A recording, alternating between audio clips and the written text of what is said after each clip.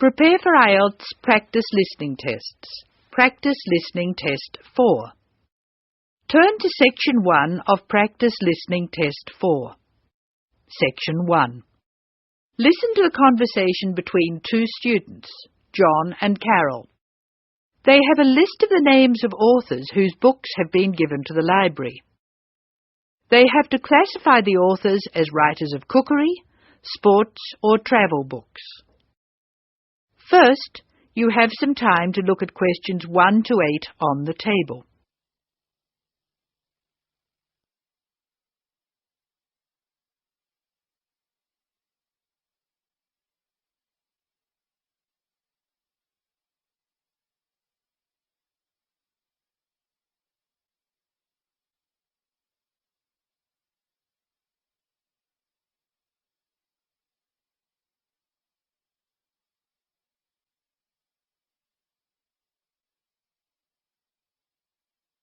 You will see that there is an example which has been done for you. The conversation relating to this will be played first. This is a great collection of books, isn't it? Very impressive. Who gave them to us? Apparently the donor was a book reviewer. There are a lot of books about sport. Here's one, My Life in Cricket. Well, that's certainly sports. Who's the author? Peter Adams. He also wrote Journeys Through Spain. Did he? Peter Adams writes books on both sports and travel, so ST is written against his name. Now we shall begin. You should answer the questions as you listen because you will not hear the recording a second time. Now listen carefully and answer questions 1 to 8. This is a great collection of books, isn't it? Very impressive. Who gave them to us? Apparently the donor was a book reviewer. There are a lot of books about sport. Here's one, My Life in Cricket. Well, that's certainly sports. Who's the author? Peter Adams. He also wrote Journeys Through Spain. Did he? Next one is Stephen Bow. He wrote Summer Barbecues, Cooking for Singles, Dinners by Candlelight. Anything else? No. Do you have anything by Pam Campbell? Wanderings in Greece, My Life in Russia, Travels in the Amazon, and Pam Campbell's Guide to a Successful Trip. Sounds like she got around. My next one is C. Ketsick. He has a list of books about football, the World Cup, Heroes of the World Cup, Playing with the Round Ball, Soccer for Everyone. That's enough. He was a one-topic writer. Ari Hussein, however, wrote about cooking and travel. His series of cookbooks is called Living and Cooking in Spain, Living and Cooking in China, Living and Cooking in Brazil. He's been everywhere. I've got a specialist here, Sally Innes on tennis. Here are some of her titles. Improve Your Serve, Tennis for Everyone, Tennis Forever. Meg Jorgensen has 3 books, one in each category. Cooking for Health, Sport is Good for You, and Travelling in Australia. A varied talent. Who's next? Bruno Murray. He wrote children's books. A whole series called A Child's Guide to, and then The Name of the City. Oh, you mean like A Child's Guide to London? Yes, that's right. He seems to have stayed in Europe. Ruby Lee, however, has just one book. It's called The Emerald Isle, and it's all about Ireland. Apparently she went around Ireland on foot. Jim Wells wouldn't like that. His books are all about motor racing. Nice photos of old racing cars. Don't you love the goggles on the driver? They do look strange, don't they? I think we're nearly finished. What did Helen Young write? Summer menus. Food for thought. She also did a book of Chinese recipes. Cantonese, I think. Okay, that's dealt with the first box. Let's stop for a minute. That is the end of Section 1. You now have some time to check your answers.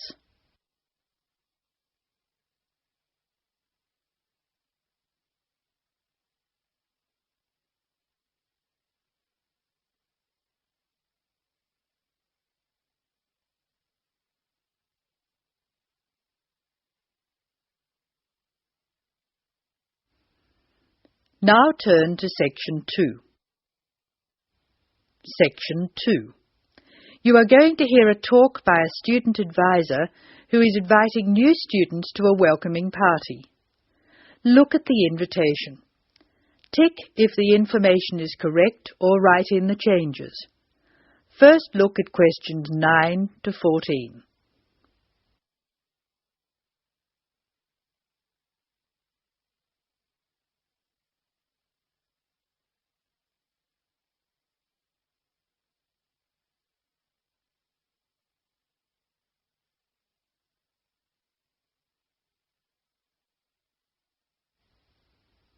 As you listen to the first part of the talk, answer questions 9 to 14. Hello, my name is Dave Burns, and I'm here to tell you about the welcoming party we're having for new students. Unfortunately, the information on your invitation is inaccurate. We didn't have enough time to print new invitations, so I'll have to ask you to make changes. To start with, this isn't a welcoming lunch, it's a dance party. However, the next line is true. The party will be held at Blackwell House. Is everybody comfortable with that? The next line tells you when the party will be. Friday, June 15th at 8 p.m. But I have good news. The party will end at 11 p.m. As a result of this later end to the party, the bus will go later too. So it should read, free transport to the student hostel is available, leaving Blackwell House at 11:30. And of course, other students may attend, and all students must have their student ID card with them. I hope you can come to the welcoming party. It's a really good way to get to know other students and to learn what it's like to live in this city and to study here. Just one final change. Please let us know by Thursday if you can come. Now listen while Dave Burns gives instructions for students who are going to travel by car to the party. First look at questions 15 to 18.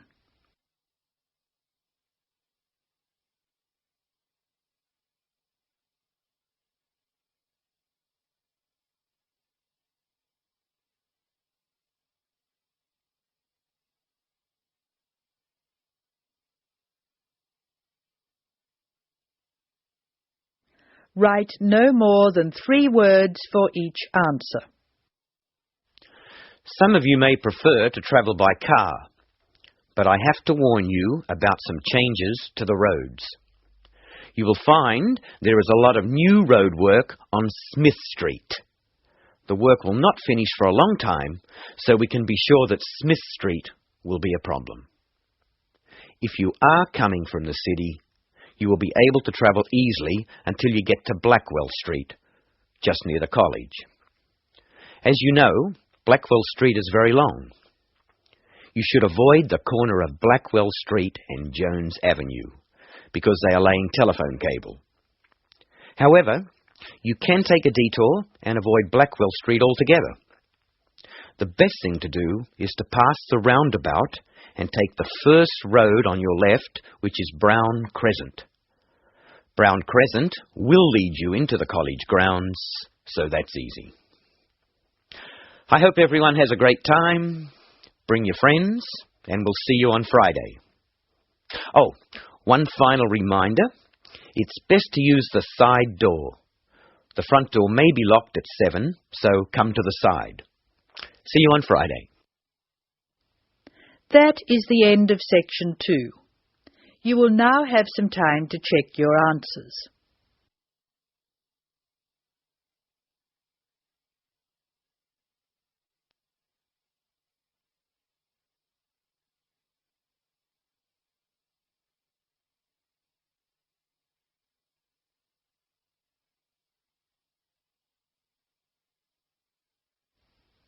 Now turn to section 3.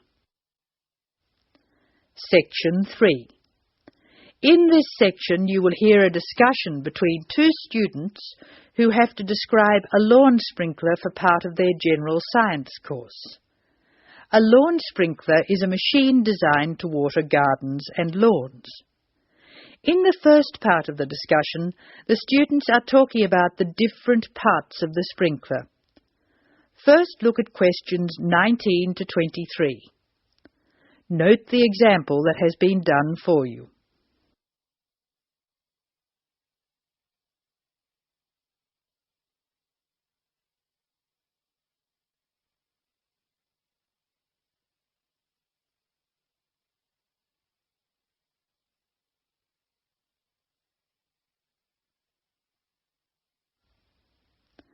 Now listen to the conversation and label the parts of the sprinkler on the diagram.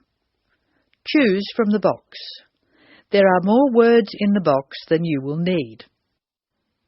Hello, Scott. I believe you're going to be my partner for this practical session. Have you got the model set up? Yes, it's right here. The instructions say we have to describe it first and label the diagram. I've started from where the water enters the machine. The water enters through a hose pipe and then it turns a water wheel. You can see where the wheel is marked by an arrow pointing upwards. It's called a water wheel because it's designed so the water will catch against the wheel. This action spins a series of gears. How are you going to describe the gears? There are 2 worm gears, one vertical and one horizontal.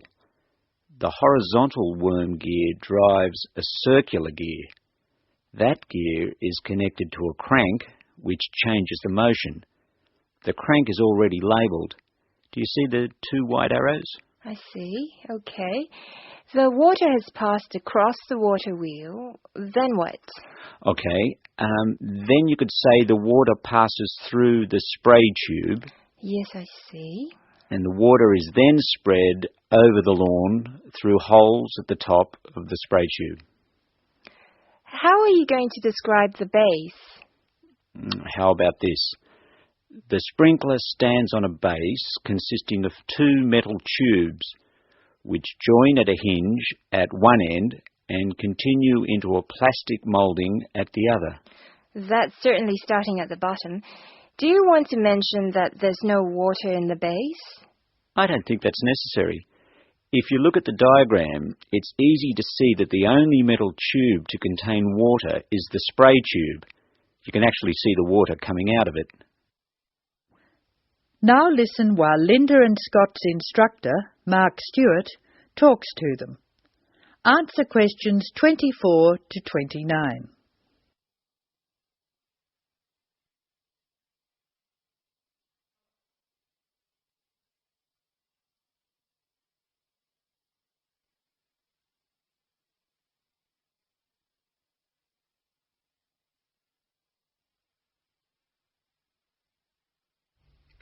Hello, Scott, Linda. I'm glad I caught you before class. Did you know about the change in examination schedule? Change? Yes, the last day of examinations for your group will be December 2nd instead of November 29th. Is that definite? We were told they'd be on November 26th, and then there was a rumour they'd be on December the 1st. The schedule's gone to the printer. There can be no changes. It's definitely December 2nd. That's a relief. I'm going to the US on December the 4th. Are you one of the exchange students? Yeah. I'm really looking forward to studying there. Do you know if their general science courses are anything like ours? It's not very likely. Actually, all basic general science courses are fairly similar. You'll find you're behind in some things and ahead in others. I wouldn't worry too much about the course. You've been doing well on this one. Linda, have you finished your assignment yet? I'm nearly there. I should be able to give it to you on Monday. That's good. I can't let you have another extension. I was really grateful for the extra time you gave me. That was a really big assignment. Well, I'll expect it next week. Now, would you like to hear the details of the timetable? Oh, yes, please. I've just finished putting it on the notice board downstairs. Basically, you'll have 4 examinations. General Mechanics is in the morning of December 1st. Physics and Maths are on the afternoon of the same day. Communications and English are on the morning of December 2nd, and Earth Sciences in the afternoon. All over in 2 days. Yes. I'll miss teaching this class. You're all good at expressing your views, which makes for an interesting class. Some of the other first-year classes won't talk, and they're rather boring to teach. That is the end of Section 3. You will now have some time to check your answers.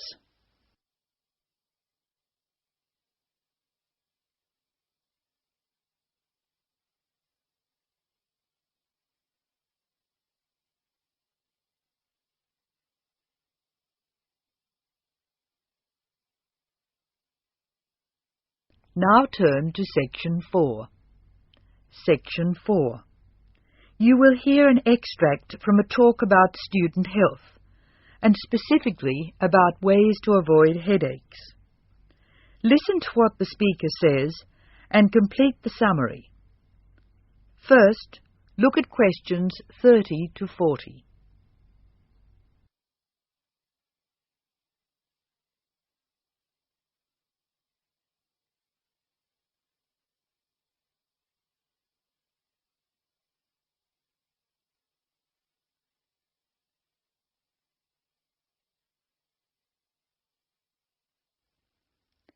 As you listen to the talk, answer questions 30 to 40.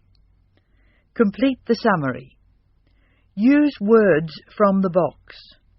There are more words in the box than you need. Some words may be used more than once. Hello. Welcome to the Student Orientation Programme. Today's session is on health issues, and this talk is about headaches and how to avoid them. It may surprise you to hear that headaches are often caused by hunger. In fact, one study suggested that 70% of headaches are related to hunger, which makes it the principal cause. The advice is simple. Eat 3 meals a day and try to keep to a fairly regular schedule of meals. People associate noise with headaches, and for most of us, excessive noise creates the conditions for a headache. Very loud noise is unpleasant, and people usually remove themselves from it. Having said that, younger people tend to tolerate noise better than their elders, so I may be leaving noisy places far earlier than you. Just remember that exposure to too much noise may predispose you to a headache. Of course, we all associate headaches with studying. In fact, the headache probably doesn't come from the studying so much as from being tense. When we study hard, we often hunch over our work. Try raising your shoulders and tensing them, and now relax. Can you feel how much more comfortable a relaxed stance is? Another thing, it's very important to check that you're working in a good light. It will not actually hurt your eyes to work in a bad light, but it will make you tired very quickly, and is very likely to give you a headache. What's more, if you have the book flat on a desk in front of you, it'll be harder to read, and you'll have to hold your head at an odd angle. It is wise to have a bookrest, which raises the material you are reading 45 degrees to the desk. This will help reduce your chance of a headache. Try to relax before bed, so that you will be relaxed when you try to sleep. A soak in a hot bath may be helpful. It's also important to really sleep when you go to bed. A good mattress is a wise investment for people who want to avoid headaches.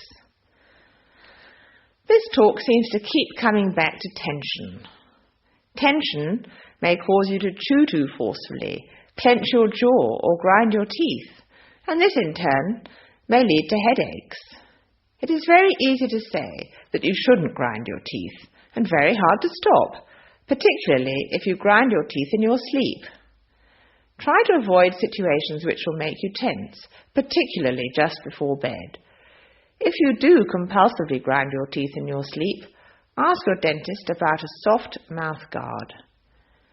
In general, try to eat regular meals and avoid tense situations. Be sure you get plenty of exercise. Hopefully your headaches will be greatly reduced. One other thing I should point out, avoid smoky rooms and cars. Such places certainly encourage headaches, and the smoke may be doing you quite serious long-term damage. That is the end of section 4. Now you have some time to check your answers.